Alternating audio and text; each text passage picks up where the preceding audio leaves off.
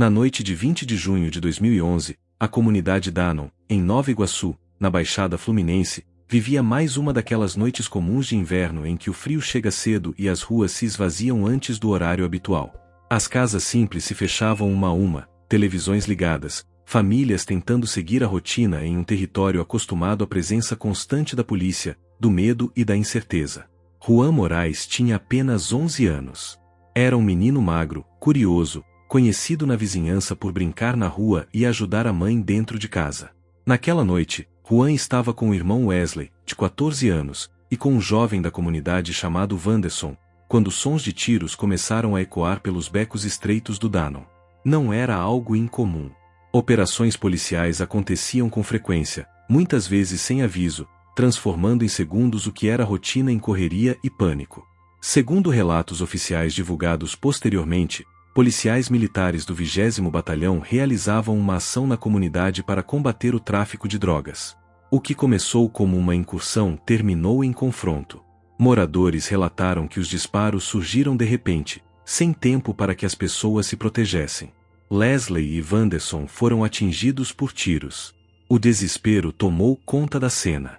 Em meio à confusão, gritos, gente correndo, portas se fechando às pressas, Juan desapareceu. Não houve testemunha que conseguisse afirmar com precisão o que aconteceu com ele naquele instante. Alguns disseram que o menino correu. Outros afirmaram que ele caiu. Houve quem dissesse que o viu ferido. Houve quem dissesse que não o viu mais após os disparos. Em poucos minutos, Juan simplesmente deixou de estar ali. Leslie e Wanderson foram socorridos e levados para atendimento médico. Juan não chegou ao hospital. Quando a poeira baixou e o barulho dos tiros cessou, a pergunta começou a se espalhar pela comunidade como um sussurro que logo virou clamor: onde estava Juan? A mãe do menino, desesperada, começou a procurá-lo entre vizinhos, becos, esquinas, chamando pelo nome do filho em uma tentativa quase instintiva de trazê-lo de volta apenas com a voz. Não havia resposta. A polícia informou inicialmente que não tinha notícias da criança. A ausência de Juan passou a ser um vazio difícil de explicar, ainda mais em um espaço tão pequeno, tão conhecido por todos. Nas primeiras horas após o confronto, versões desencontradas começaram a circular. A polícia militar sustentava que houve troca de tiros com criminosos armados e que os feridos foram resultado desse confronto. Não havia, segundo essa versão inicial, qualquer informação clara sobre o paradeiro do menino. Para a família, aquilo não fazia sentido.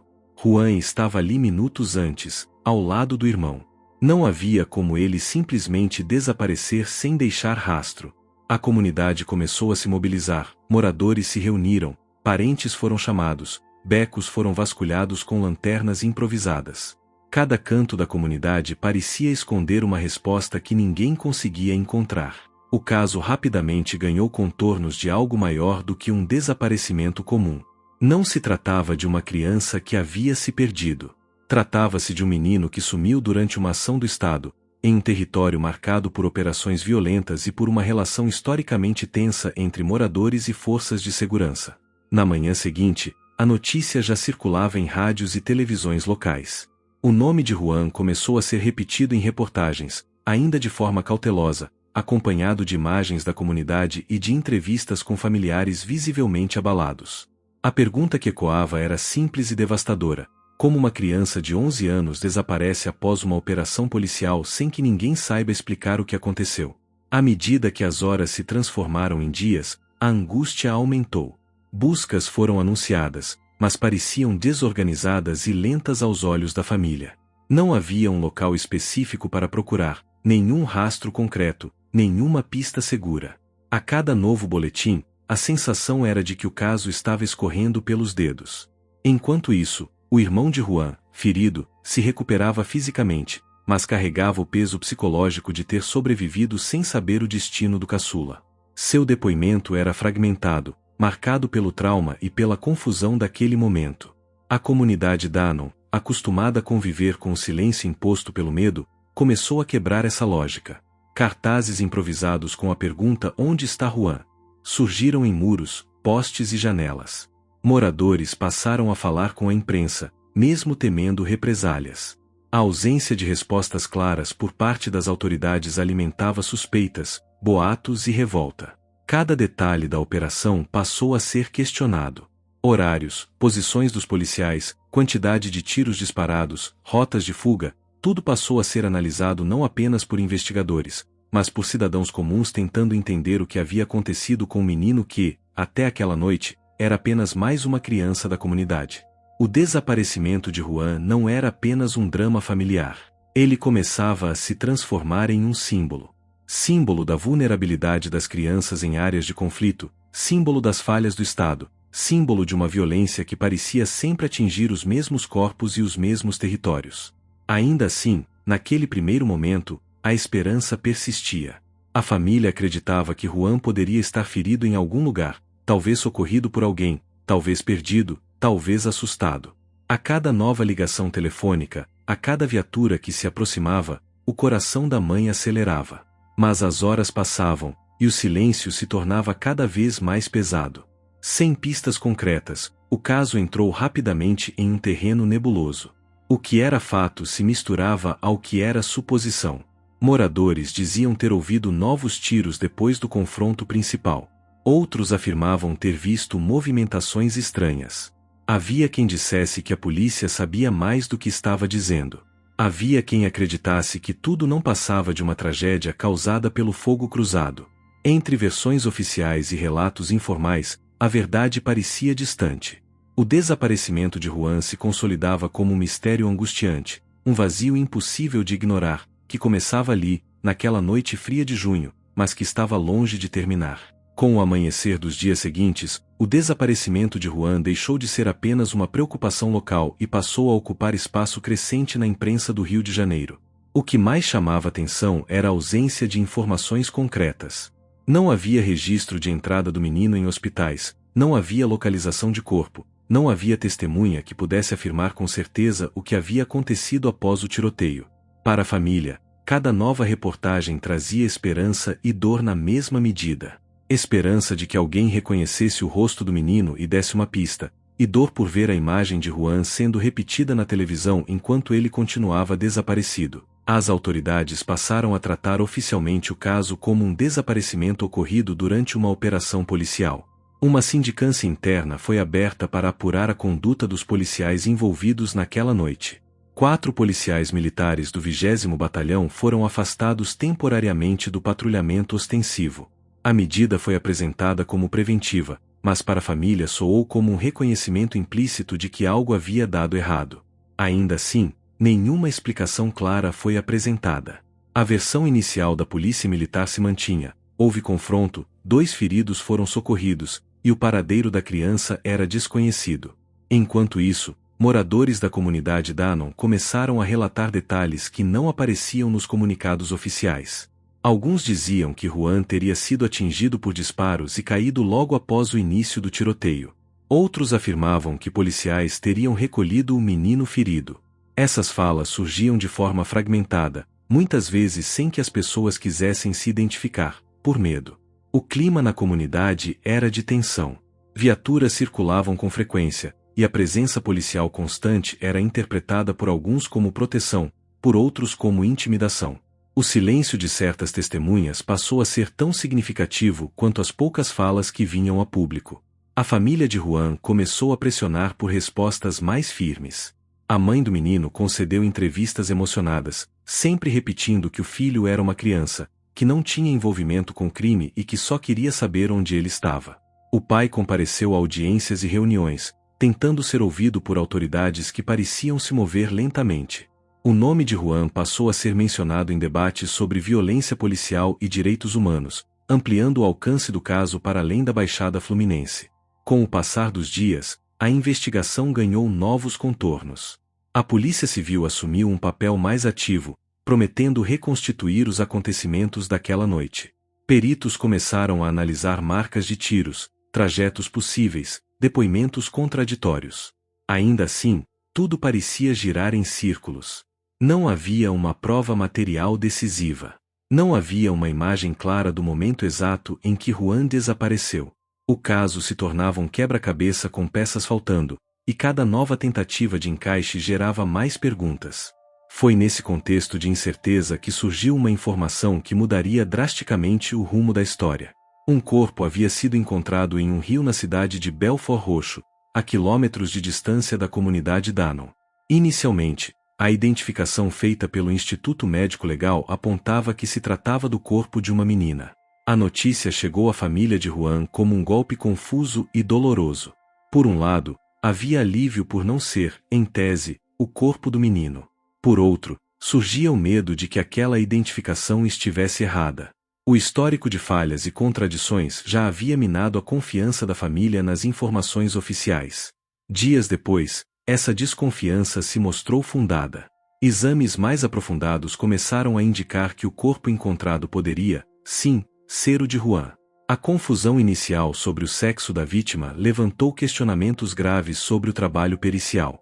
Como um corpo poderia ser identificado de forma tão equivocada? A possibilidade de erro trouxe revolta e indignação, não apenas para a família, mas para a opinião pública. A narrativa do desaparecimento começou a se transformar em algo ainda mais sombrio, a suspeita de morte e ocultação da verdade.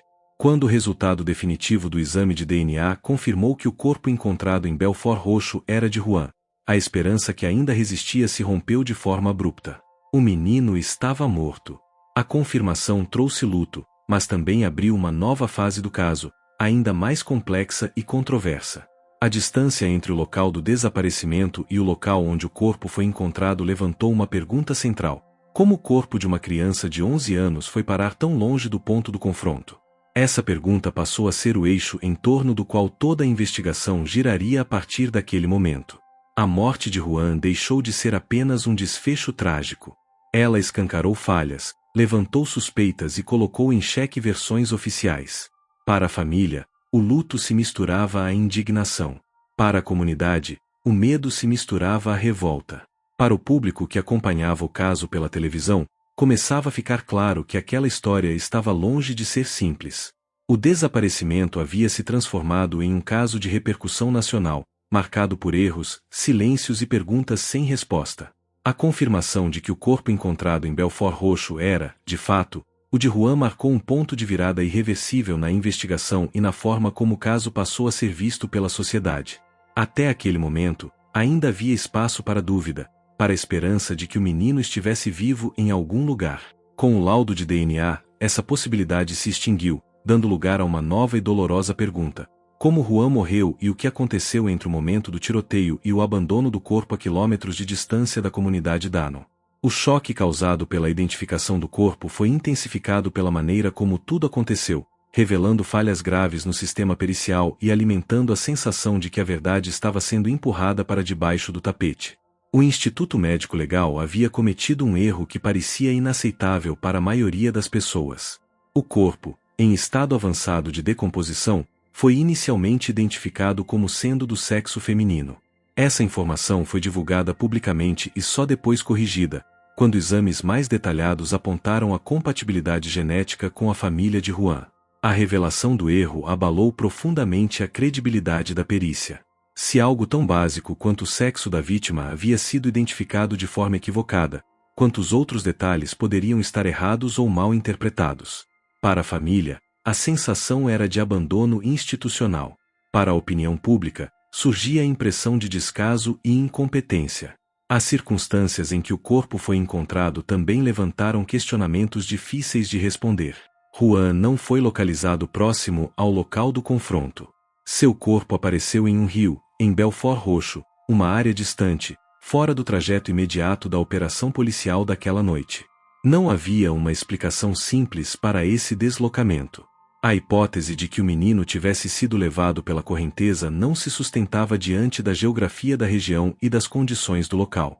A ideia de que alguém teria transportado o corpo passou a ser considerada, ainda que de forma cautelosa, pelas autoridades. Essa possibilidade adicionava uma camada perturbadora à história, sugerindo que o caso não se limitava a um disparo acidental em meio a um confronto. A partir desse momento, a investigação passou a se concentrar não apenas na causa da morte, mas na sequência de eventos posteriores ao tiro. Relatórios periciais indicavam que Juan havia sido atingido por projéteis de arma de fogo.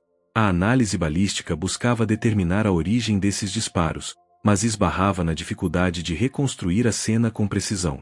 O local do confronto havia sido alterado pelo tempo, pela circulação de pessoas e pela própria ação policial. Marcas de tiros não haviam sido preservadas de forma adequada, e o atraso na investigação comprometia a coleta de provas. Cada falha reforçava a sensação de que o caso estava sendo conduzido em meio a lacunas irreparáveis. Diante da pressão crescente, a justiça autorizou medidas mais incisivas. Houve autorização para quebra de sigilo telefônico de policiais envolvidos na operação, na tentativa de mapear comunicações feitas antes, durante e depois do confronto. Essa decisão foi vista como um avanço, mas também como um indício de que havia suspeitas reais sobre a conduta dos agentes. Ao mesmo tempo, uma reconstituição dos fatos foi anunciada. O procedimento, que se estenderia por horas, buscava refazer passo a passo a dinâmica daquela noite, ouvindo policiais, moradores e sobreviventes. No entanto, mesmo a reconstituição se mostrou limitada, marcada por versões contraditórias e pela ausência de testemunhas-chave dispostas a falar abertamente. A família de Juan acompanhava cada novo desdobramento com uma mistura de esperança e frustração. O pai do menino foi ouvido por comissões legislativas e relatou a dificuldade de obter informações claras. Para ele, o que mais doía não era apenas a perda do filho, mas a sensação de que ninguém queria assumir responsabilidade. A mãe, por sua vez, passou a viver sob constante exposição midiática, revivendo a dor em entrevistas, audiências e manifestações públicas. O luto da família se transformou em uma luta por justiça, ainda que marcada pelo cansaço e pela descrença. Na comunidade Danon, o clima era de silêncio tenso. Muitos moradores acreditavam saber mais do que diziam, mas o medo falava mais alto. A relação com a polícia, já fragilizada, se deteriorou ainda mais. Para alguns, Juan havia se tornado um símbolo daquilo que todos temiam, a possibilidade de que uma operação policial pudesse terminar na morte de uma criança sem que ninguém fosse responsabilizado. Para outros, o caso representava mais um episódio trágico em uma realidade de violência cotidiana, onde a verdade raramente vem à tona. À medida que o tempo passava, o caso começava a perder espaço na mídia, mas não perdia peso para quem estava diretamente envolvido. As investigações seguiam, porém sem resultados conclusivos que esclarecessem toda a cadeia de eventos. A morte de Juan permanecia envolta em incertezas. O erro pericial, a distância do local onde o corpo foi encontrado, as versões conflitantes e a dificuldade de responsabilização criavam um cenário típico de um caso que, mesmo oficialmente investigado, parecia caminhar para um estado de inconclusão. O que deveria ser um esclarecimento se transformava em um emaranhado de dúvidas, e a história de Juan começava a assumir contornos de um verdadeiro cold case brasileiro, marcado não apenas pelo crime em si, mas pela falha em revelar toda a verdade. Com o avanço da investigação e o esfriamento natural da cobertura midiática, o caso de Juan entrou em uma fase ainda mais delicada, na qual as decisões institucionais passaram a ter impacto direto sobre a percepção pública de justiça ou impunidade. A reconstituição dos fatos, anunciada como um passo decisivo, durou cerca de 15 horas e envolveu policiais militares, investigadores da Polícia Civil, peritos e algumas testemunhas. O objetivo era reconstruir minuto a minuto o que aconteceu naquela noite de junho, desde a chegada da viatura à comunidade Danon até o momento em que os tiros cessaram. No papel, tratava-se de uma ação técnica e minuciosa. Na prática, revelou o quão fragmentada estava a verdade. Durante a reconstituição, os policiais apresentaram versões que, embora semelhantes em alguns pontos, divergiam em detalhes cruciais. Horários não batiam, posições não coincidiam, e a presença de Juan no local do confronto era descrita de forma vaga ou minimizada. Alguns agentes afirmaram não ter visto nenhuma criança na área no momento dos disparos. Outros disseram ter visto movimentação de pessoas correndo, mas sem conseguir identificar quem eram. Essas inconsistências, longe de esclarecer, reforçaram a desconfiança de que a narrativa oficial estava sendo cuidadosamente construída para evitar responsabilidades diretas. Paralelamente, os relatos de moradores, colhidos de forma reservada, apontavam para um cenário diferente. Alguns afirmavam que Juan foi atingido logo nos primeiros disparos. Outros diziam que ele teria sido colocado em uma viatura ainda com vida. Esses depoimentos raramente eram gravados oficialmente, muitas vezes ficando restritos a conversas informais ou entrevistas sem identificação. O medo de retaliação era real e constante. Na Baixada Fluminense, falar contra a polícia sempre foi visto como um risco. Assim, a verdade parecia existir em duas camadas, uma formal, registrada em autos e relatórios, e outra subterrânea, transmitida em sussurros. A Assembleia Legislativa do Estado do Rio de Janeiro passou a acompanhar o caso por meio de sua Comissão de Direitos Humanos. O pai de Juan foi convidado a depor e descreveu a rotina do filho, reforçando que ele não tinha qualquer envolvimento com atividades criminosas. Seu relato emocionou parlamentares e trouxe novamente o caso para o centro do debate público. Ainda assim, apesar da comoção, as consequências práticas dessas audiências foram limitadas. Não houve, naquele momento, uma mudança concreta na condução da investigação ou uma responsabilização clara dos envolvidos. No âmbito judicial, o Ministério Público analisava os elementos disponíveis, mas enfrentava as mesmas dificuldades já conhecidas: ausência de provas materiais robustas, perícia comprometida por erros iniciais e testemunhas temerosas. A possibilidade de denunciar policiais por homicídio ou por ocultação de cadáver dependia de um encadeamento probatório que simplesmente não se formava de maneira sólida. Cada lacuna enfraquecia o caso, criando um cenário propício para o arquivamento ou para decisões que não atendiam às expectativas da família. Enquanto isso, a família de Juan lidava com um luto prolongado e sem fechamento. O enterro do menino, realizado após a confirmação do DNA, foi marcado por revolta e tristeza. Amigos, vizinhos e ativistas compareceram, transformando a despedida em um ato silencioso de protesto.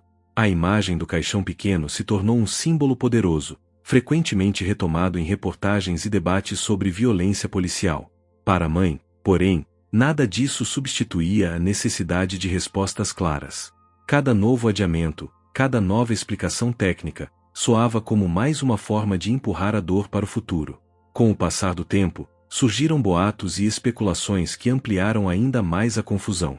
Falava-se em tentativa de encobrir erros, em pressões internas para que o caso fosse conduzido com discrição, em acordos silenciosos. Nenhuma dessas informações foi comprovada de forma definitiva, mas sua circulação revelava o nível de desconfiança instalado. Quando a confiança nas instituições se rompe, até a ausência de provas passa a ser interpretada como prova de ocultação. O caso de Juan começou, então, a ocupar um espaço incômodo na memória coletiva. Não era um crime completamente esquecido, mas também não avançava rumo a uma solução.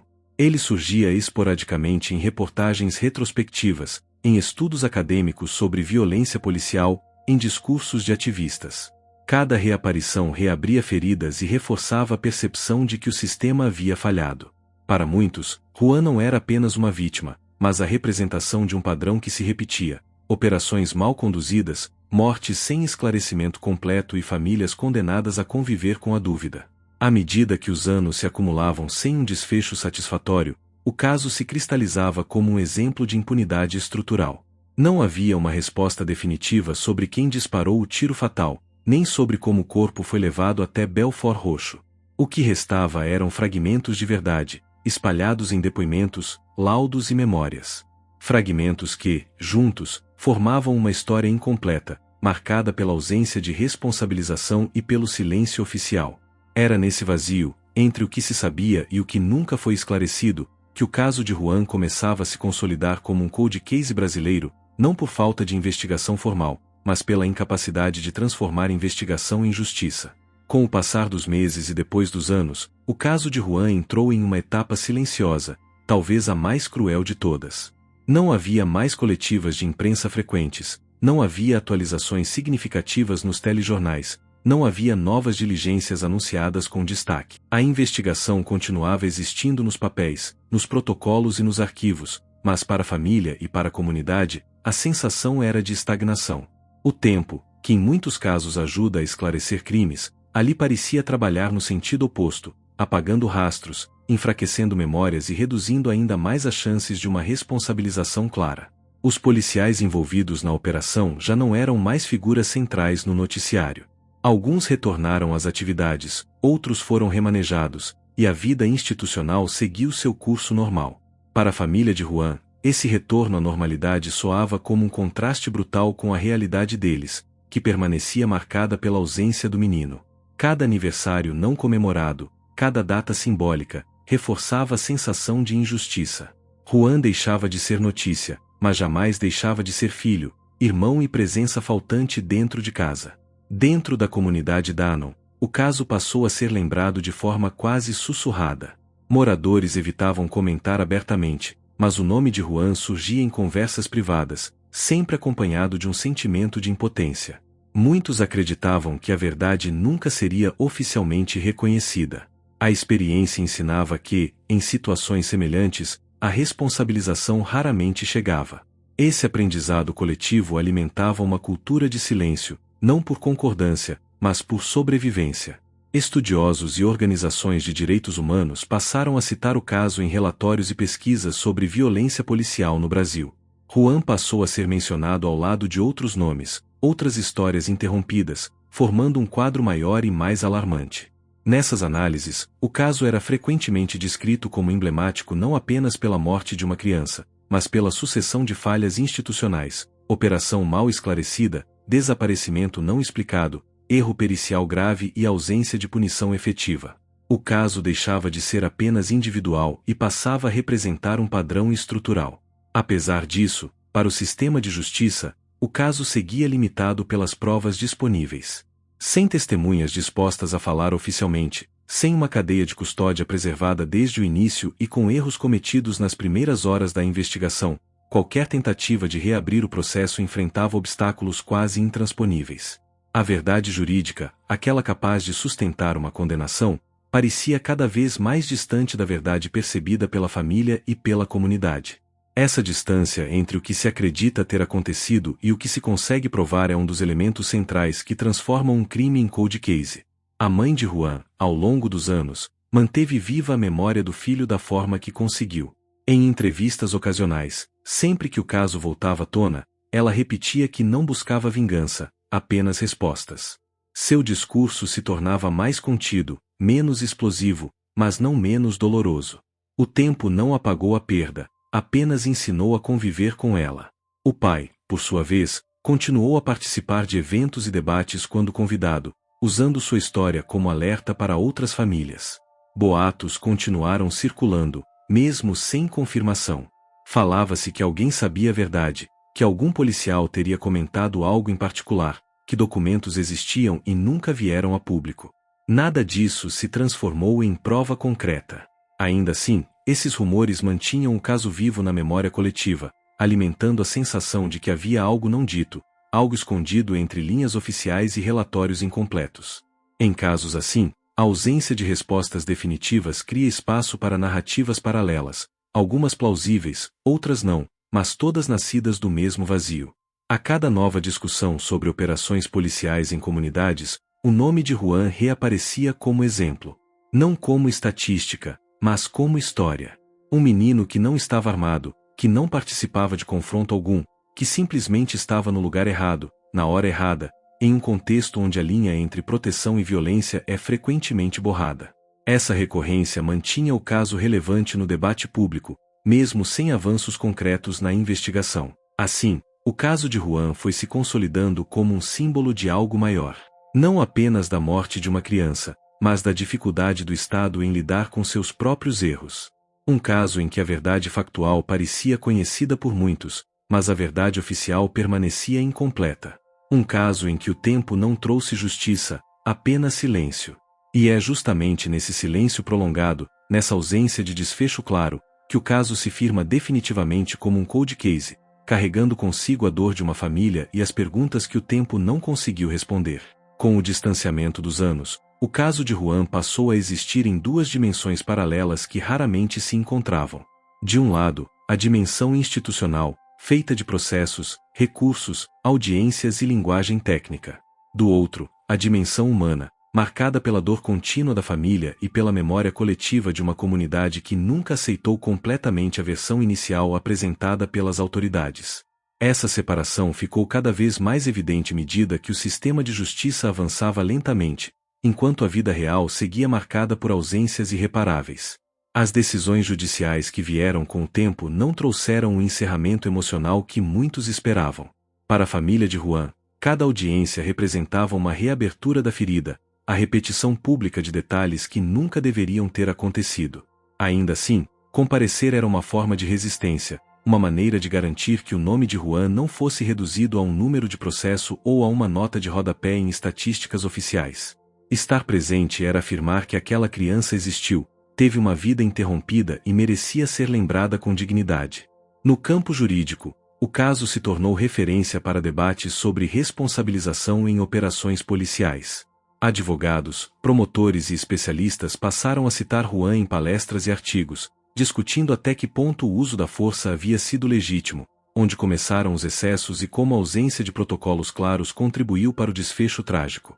O caso revelava não apenas falhas individuais, mas um modelo de atuação que colocava comunidades inteiras em risco constante. Mesmo com decisões judiciais importantes, a sensação de incompletude persistia. Para muitos, a justiça parecia ter alcançado apenas uma parte da verdade. As perguntas fundamentais continuavam ecoando. Por que a operação foi conduzida daquela forma? Por que versões contraditórias foram apresentadas logo no início? Por que houve demora em reconhecer o erro? E por que o peso da verdade pareceu recair mais sobre a família do que sobre o Estado? Essas questões nunca foram plenamente respondidas de forma pública e transparente. A repercussão do caso ultrapassou os limites do Rio de Janeiro e passou a ser mencionada em discussões nacionais sobre segurança pública. Juan se tornou símbolo de um problema estrutural, frequentemente citado ao lado de outros casos envolvendo crianças e adolescentes mortos em contextos de operações policiais. A repetição desses episódios reforçava a percepção de que o caso de Juan não era uma exceção trágica, mas parte de um padrão que se reproduzia em diferentes regiões do país. Dentro da própria polícia, o caso provocou reações silenciosas. Alguns agentes passaram a tratá-lo como exemplo do que não deveria acontecer, ainda que isso raramente fosse dito de forma aberta. Outros viam o episódio como um erro isolado, algo que não representava a corporação como um todo. Essa divisão interna refletia a dificuldade histórica de lidar com críticas e de transformar tragédias em mudanças reais de conduta e treinamento. Para a família, no entanto, nenhuma discussão técnica era suficiente para preencher o vazio deixado por Juan. A casa continuava marcada pela ausência do menino, pelos objetos que ficaram, pelas lembranças que insistiam em surgir nos momentos mais inesperados. A justiça podia avançar ou recuar, mas a realidade diária permanecia a mesma. O tempo não suavizou a dor, apenas a tornou mais silenciosa, mais íntima. A cada novo episódio de violência envolvendo crianças em comunidades, o nome de Juan retornava às redes sociais e aos debates públicos. Mensagens lembravam sua história, fotos antigas reapareciam, e a indignação coletiva se reacendia, ainda que por breves períodos. Essa memória intermitente mostrava como o caso nunca foi completamente encerrado no imaginário social. Ele permanecia latente, pronto para ressurgir sempre que a realidade confirmava que nada havia mudado de forma profunda. Assim, o tópico 6 da história de Juan não fala apenas de tribunais ou sentenças. Ele fala da distância entre justiça formal e justiça sentida.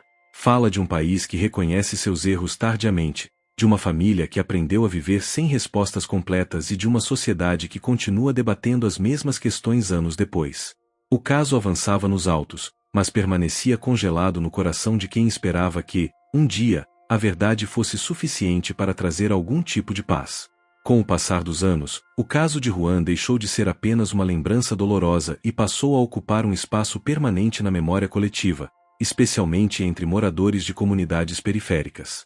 Ele se transformou em um símbolo silencioso, mencionado em conversas cotidianas sempre que uma nova operação policial resultava em mortes, tiroteios prolongados ou versões oficiais que pareciam não se sustentar.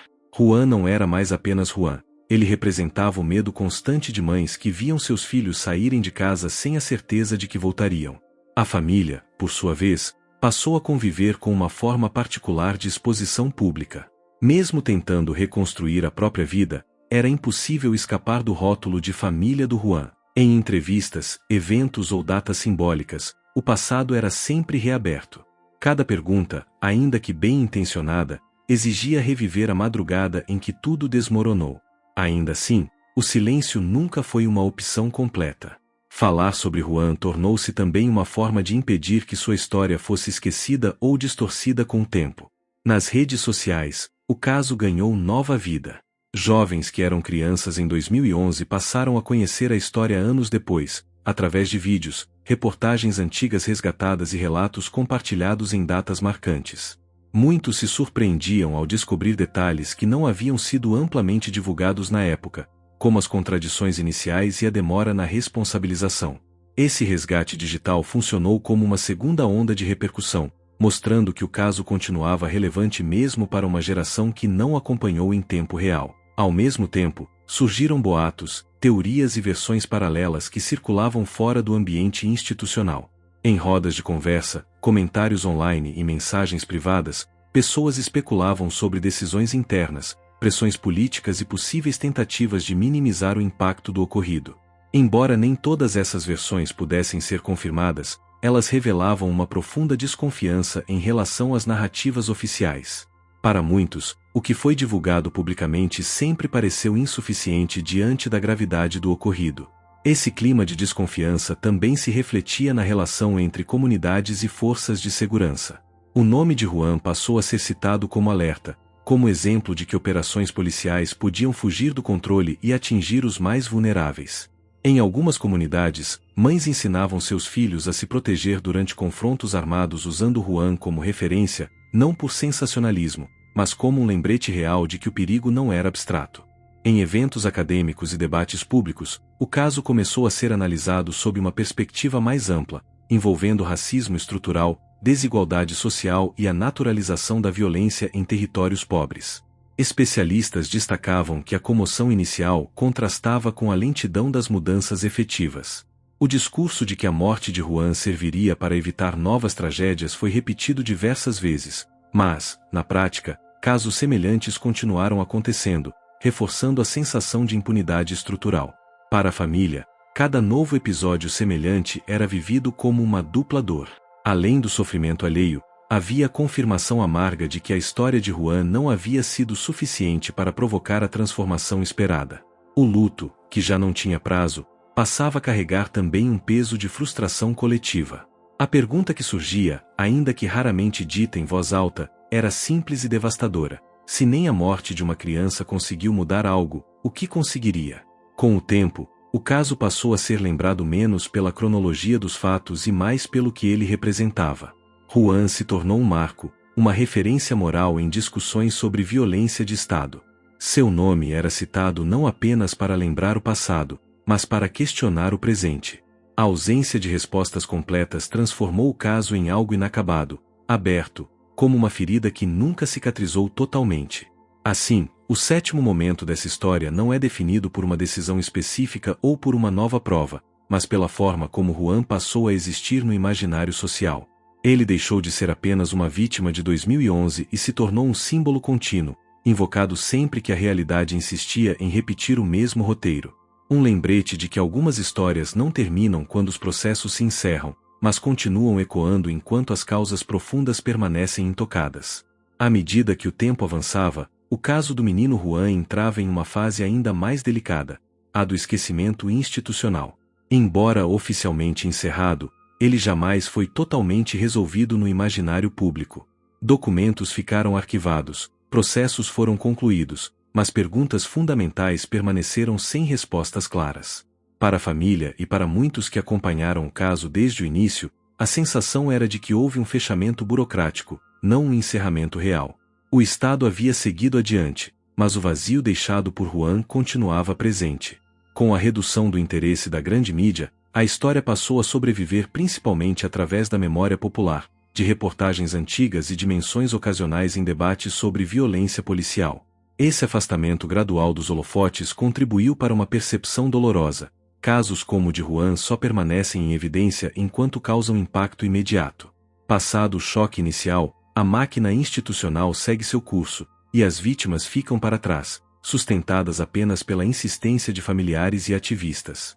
Dentro da família, o luto assumiu uma forma silenciosa e permanente.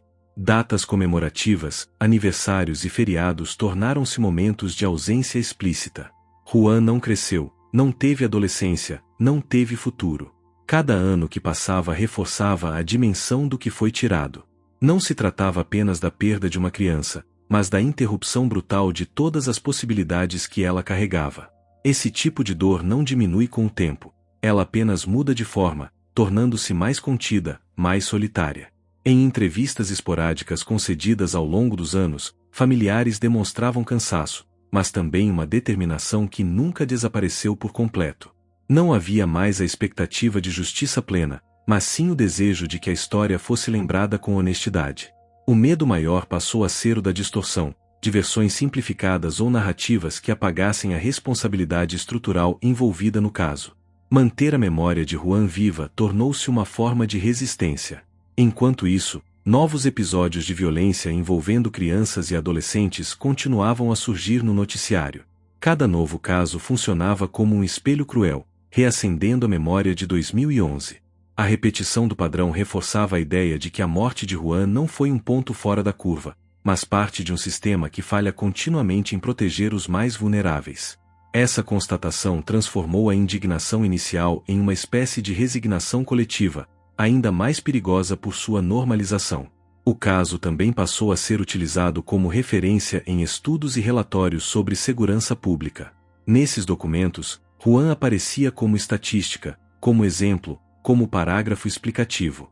Embora importante para análises técnicas, essa abordagem muitas vezes desumanizava a história, reduzindo uma vida a um número ou a uma nota de rodapé. Para quem conhecia o caso de perto, essa transformação em dado frio soava quase como uma segunda perda. Em rodas de conversa e fóruns comunitários, surgia frequentemente a sensação de que a verdade completa nunca veio à tona. Não necessariamente por falta de investigações, mas por limites impostos pela própria estrutura de poder. Essa percepção alimentava teorias, suspeitas e um sentimento constante de injustiça.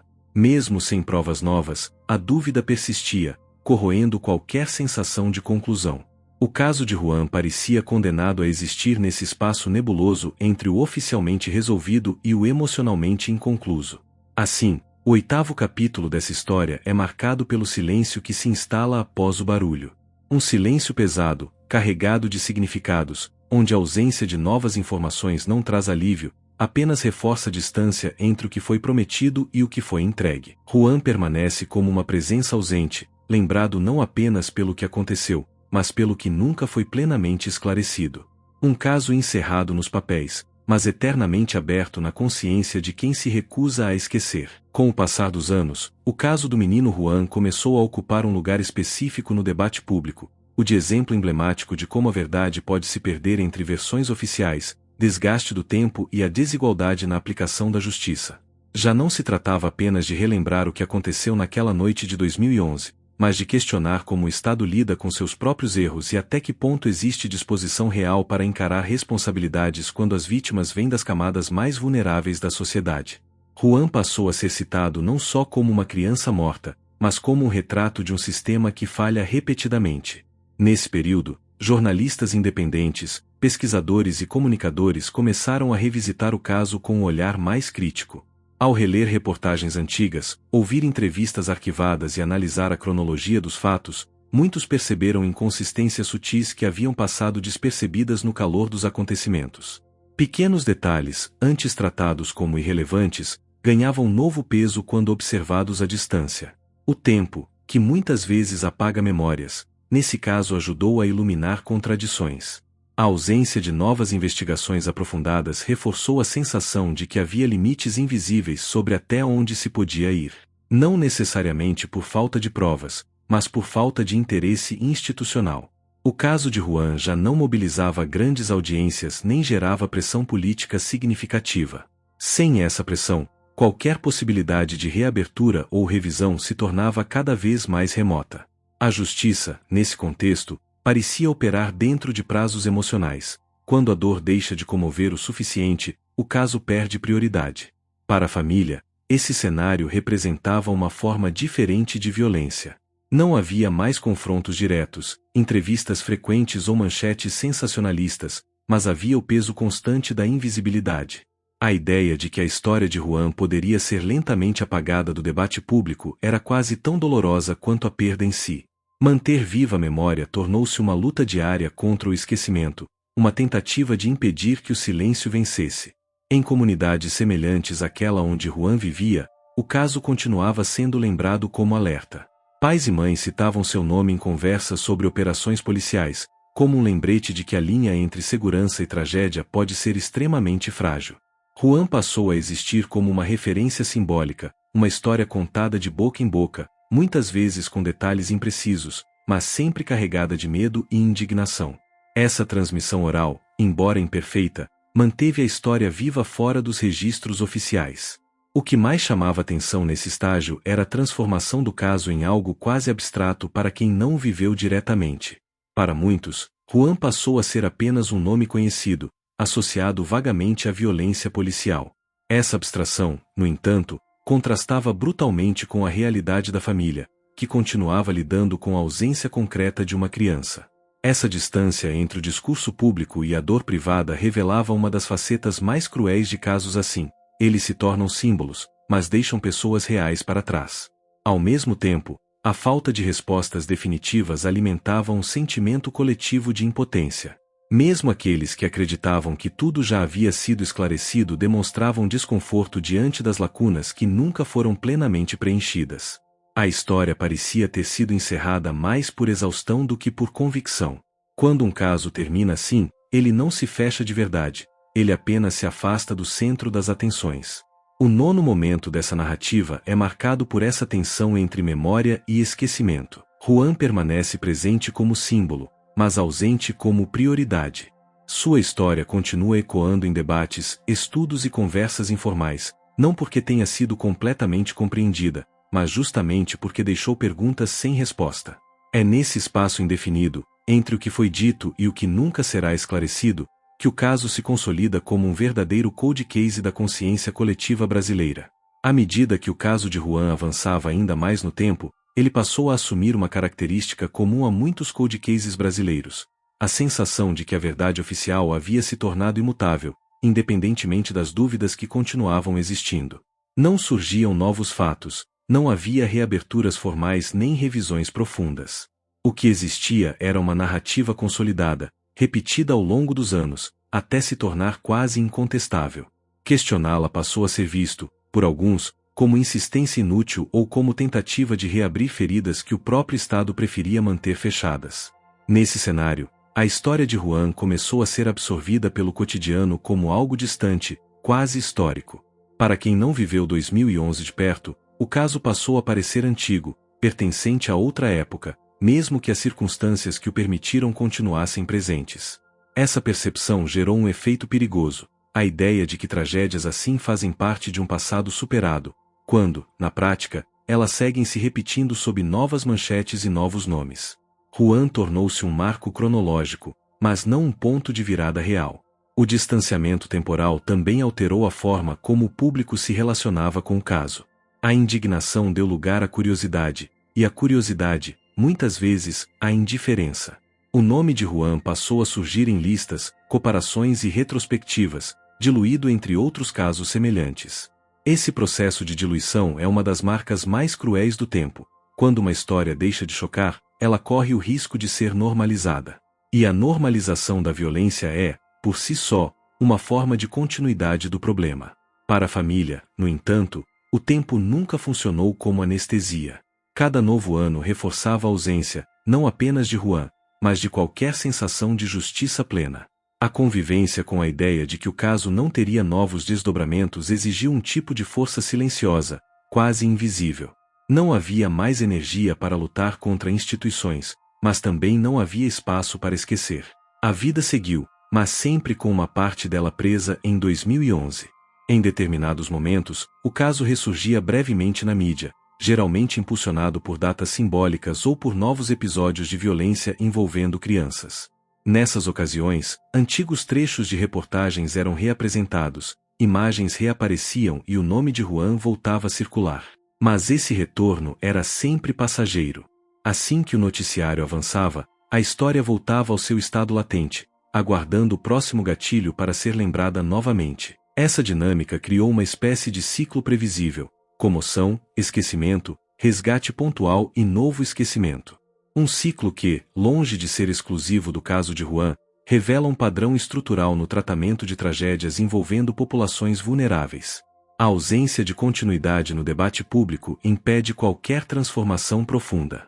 O caso não desaparece por completo, mas também nunca permanece tempo suficiente para gerar mudanças reais. Nesse estágio, Juan já não era apenas uma vítima, era um símbolo cristalizado. Sua história havia sido reduzida a poucos parágrafos repetidos, enquanto sua complexidade, suas contradições e suas lacunas ficavam cada vez mais distantes do debate público.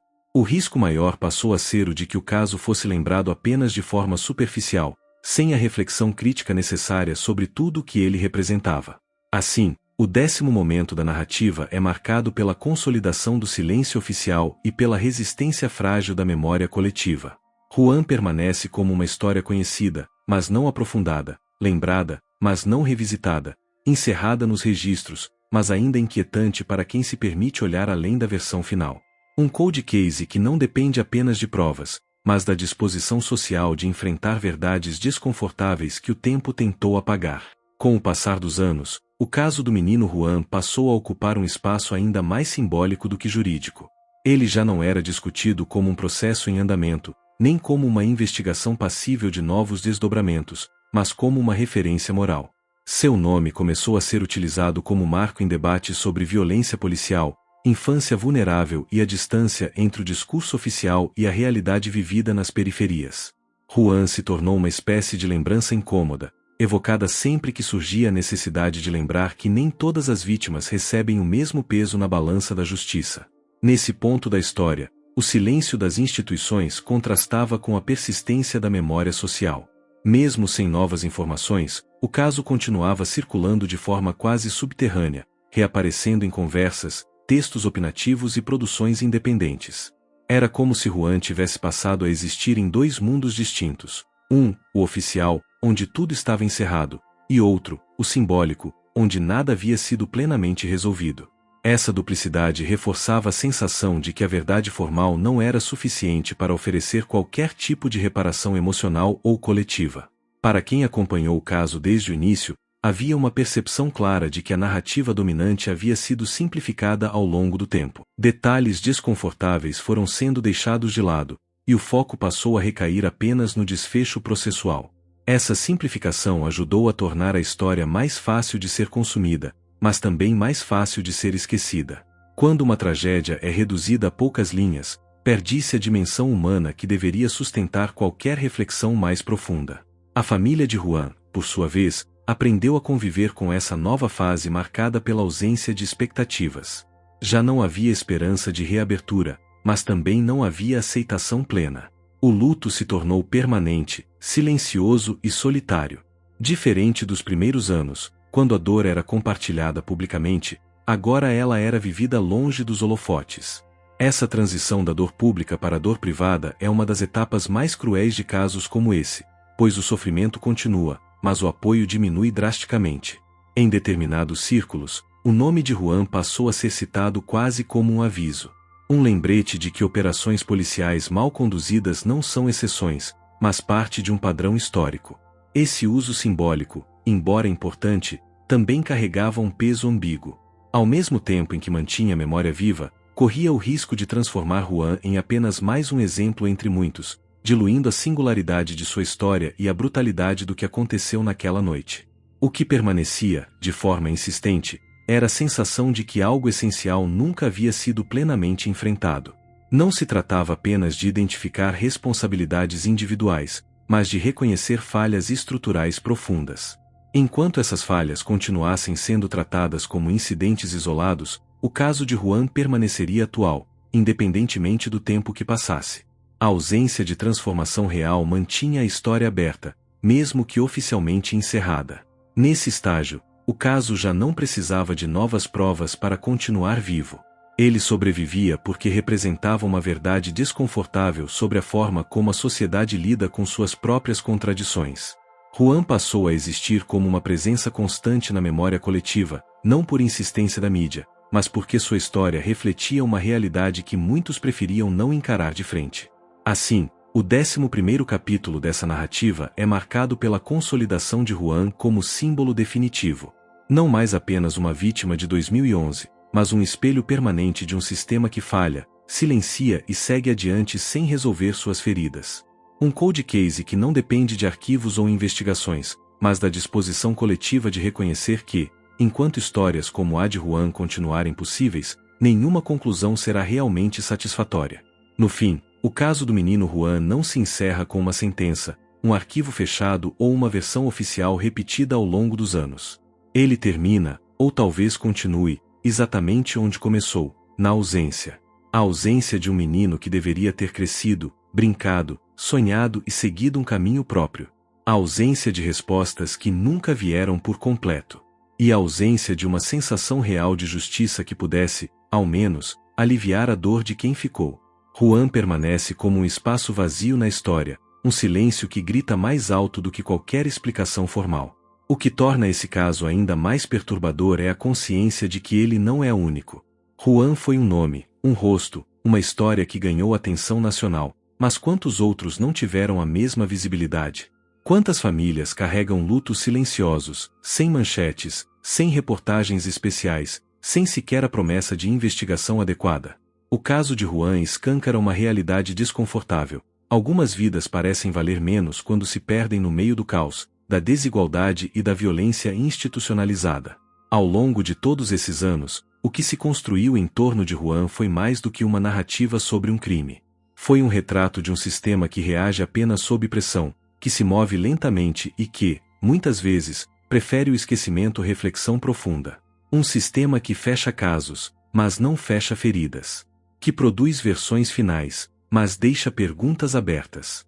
Juan se tornou a prova viva, mesmo em sua ausência, de que o tempo não corrige injustiças por conta própria. Talvez o maior desconforto dessa história seja perceber que, se não houver memória, tudo pode se repetir. O esquecimento não é neutro, ele é cúmplice. Cada vez que um caso como o de Juan é tratado como algo do passado, sem conexão com o presente, abre-se espaço para que novas tragédias aconteçam sob o mesmo roteiro. Lembrar de Juan não é apenas um ato de homenagem, mas um gesto de resistência contra a normalização da violência. E é aqui que essa história deixa de ser apenas sobre Juan e passa a ser sobre todos nós. Sobre o que escolhemos questionar, sobre o que aceitamos em silêncio e sobre o quanto estamos dispostos a olhar para realidades que incomodam.